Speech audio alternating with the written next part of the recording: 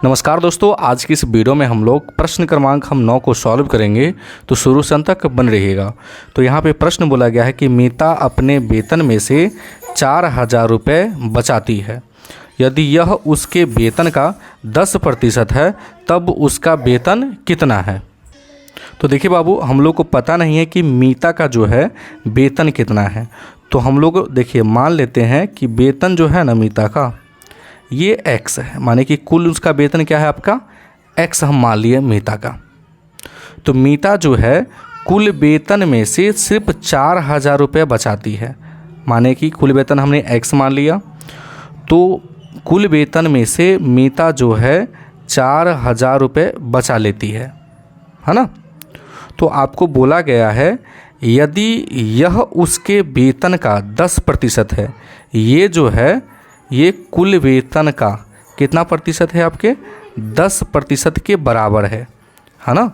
ये जो कुल वेतन है कितने प्रतिशत के बराबर है, तो ये 10% के बराबर है। तो आपको बताना है तब उसका वेतन कितना है।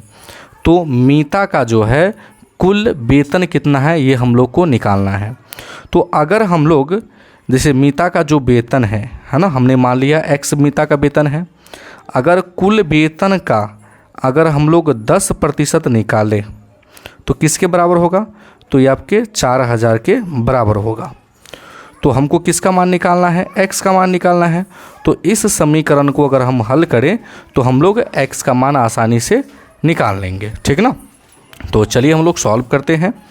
तो यहाँ पे लिखेंगे हम लोग हल और मान लेंगे माना कि मीता का कुल वेतन हमने मान लिया x, ठीक ना। तो कुल वेतन का है ना हमको 10% दिया हुआ है। तो हम यहाँ पे कुल वेतन का 10% निकालेंगे। तो x लिखेंगे और यहाँ पे का देंगे और यहाँ पे हम लोग देंगे 10%। और कुल वेतन का 10% कितना दिया है आपके 4,000 दिए हुए हैं। तो यहाँ पे हम देंगे 4,000। तो देखिए हम लोग लिखेंगे x का x, का मतलब क्या होता है गुना। अब देखिए 10% लिख सकते हैं आप 10/100, क्योंकि देखिए 10 का 10 लिख लेंगे, आप प्रतिशत को हटाएंगे तो बटे में 100 आ जाएगा। बराबर कितना है आपके, तो आपके 4,000 है। अब देखिए हम लिखेंगे x का x। अब देखिए बराबर है तो बराबर के बाद क्या है आपके 4,000 है। तो इन संख्या को हम लोग बराबर के इस साइड लाएंगे ना, तो नीचे वाली संख्या ऊपर और ऊपर वाली संख्या नीचे, गुना का चिन्ह दे दीजिएगा।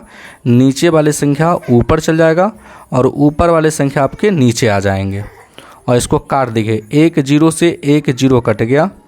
तो x बराबर क्या हो गया आपके 400 और गुने आपके कितना हो गया बाबू 100, है ना।